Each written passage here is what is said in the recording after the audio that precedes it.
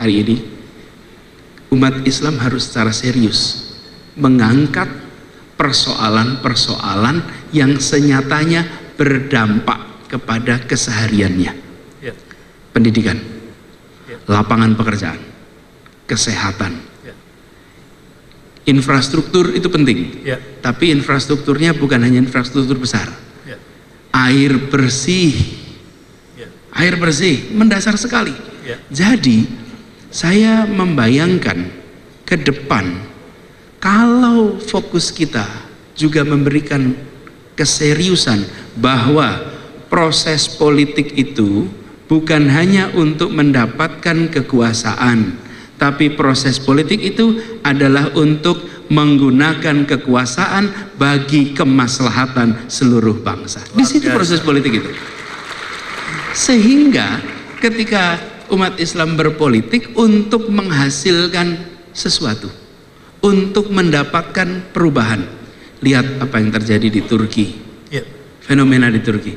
Kenapa orang seperti Presiden Erdogan disegani, diikuti, meskipun belum tentu secara ideologi setuju dengan Erdogan. Tapi ketika ditanya, Anda mau pilih, saya pilih dia saja. Saya tidak cocok. Kelompok sekuler Turki itu belum tentu nyaman dengan kepemimpinan dia. Tetapi dia sebagai pemimpin yang membawa aspirasi umat Islam, dalam kata santri lah kalau bahasa kita di sini, kaum santrinya di sana, dia berhasil membereskan persoalan-persoalan mendasar. Nah, ini tadi bisa seperti sampaikan sebelumnya, ini akan membuat umat Islam merasa keterlibatan dalam proses politik ini memberikan hasil, dan bahwa kehadiran umat Islam di dalam politik itu tidak menjadi semata-mata rebutan kekuasaan.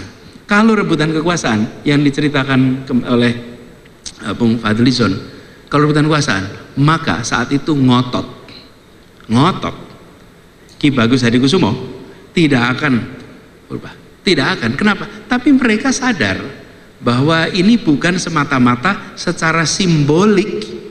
Secara simbolik itu hadir Islam dengan 7 kata di dalam Piagam Jakarta, dan kita perlu garis bawahi bahwa sila yang menjadi sila pertama kita yang tadi disebut ini mencerminkan sebuah spirit tauhid yang barangkali sulit cari negara demokrasi manapun yang tidak berdasar agama dengan spirit tauhid seperti kita. Nggak ada. Tauhid itu hadir, dan ini tidak muncul di tempat lain.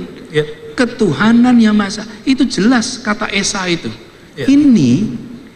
Ini menggambarkan bahwa mereka menginginkan sebuah negara yang menghadirkan, nih yang katakan mereka, memajukan kesejahteraan umum, mencerdaskan kehidupan bangsa, melindungi segenap tumpah darah, terlibat dalam perdamaian dunia. Itu 4 itu yang mau dihadirkan. Jadi apapun identitasnya, mereka bilang oke dah, yang identitas kita pinggirkan dulu, tapi 4 inilah kita menghadirkan. Nah sekarang menurut saya ini PR kita, bahwa perjuangan politik bukan untuk menempatkan semata-mata sehingga merasa alhamdulillah ada yang sama. Seperti disampaikan, orang milih itu 2, karena sesuatu yang dia merasa sama dan sesuatu yang dia harapkan. Sama itu bisa jenis kelamin, bisa agama, bisa suku, bisa kebiasaan, macam-macam kesamaan. Nah tetapi kita sudah harus melampaui itu. Dan saya melihat bangsa Indonesia hari ini sudah makin siap, dan umat Islam sudah menunjukkan kematangannya berdemokrasi. Tadi Ustadz Jazir menyebut bahwa kita mengalami krisis kepemimpinan. Kemudian Pak Anwar Abbas menyebut soal keadilan ekonomi. Tadi Ustadz Tony menggarisbawahi soal kiblatnya harus sama, ya. Saya ingin komentari 3 ini langsung dalam sebuah jawaban. Gini. Sambil konsep ke depan yang mudah dipahami umat. Kameranya ada banyak insya Allah ya. Bisa lihat sana sini. Gini, Ustaz Jazir, rasanya kita tidak krisis kepemimpinan. Banyak pemimpin. Karena pemimpin itu siapa sih?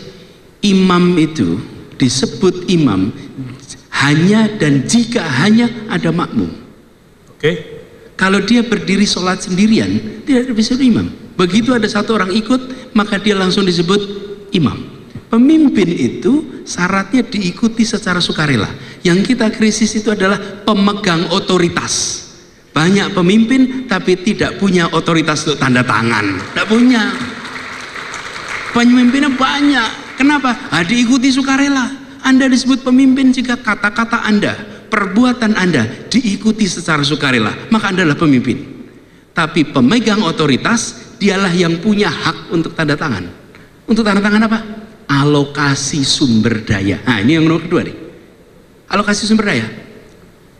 Alokasi sumber daya. Jadi ketika tadi kita berbicara yang besar biar besar, yang kecil dibesarkan, maka kita membutuhkan pemegang otoritas yang sumber dayanya dipakai untuk membela yang kecil, mengangkat yang di bawah, memberikan kesempatan kepada yang di bawah. Lah untuk apa Anda diberikan kesempatan tanda tangan jika tanda tangan yang Anda miliki itu tidak dipakai untuk janji konstitusi kita, melindungi, memajukan kesejahteraan umum, mencerdaskan. Jadi yang disebut sebagai pemimpin, pemegang otoritas itu adalah arahnya, kiblatnya konstitusi. Seorang pemimpin di republik ini, pemegang otoritas, dia harus hafal konstitusi. Ini kiblat kita yang disepakati tanggal 22 Juni 1945. Itu kiblatnya yang kemudian diresmikan tanggal 18 Agustus sesudah melewati revisi. Ini pegangannya, kiblatnya di situ.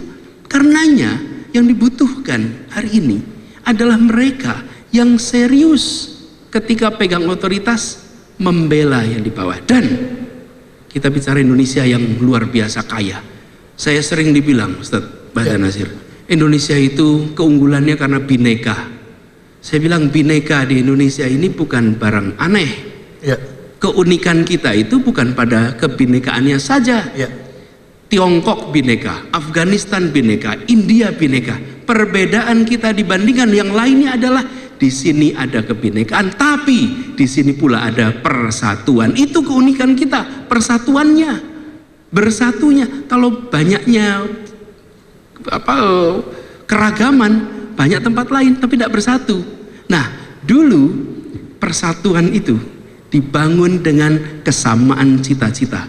Tadi disampaikan oleh Bung Fadlizon, kesamaan cita-cita, imagine society. Hari ini persatuan itu dibangun dengan kesetaraan kesempatan di semua bidang, utamanya di ekonomi.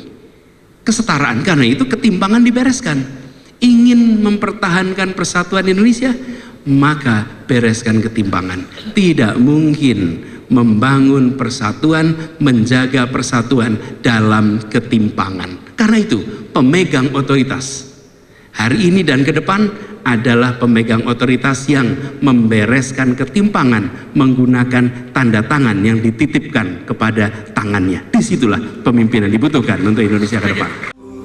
Al-Hikmah TV, media referensi Islam, dapat diakses di www.alhikmahtv.com dan Play Store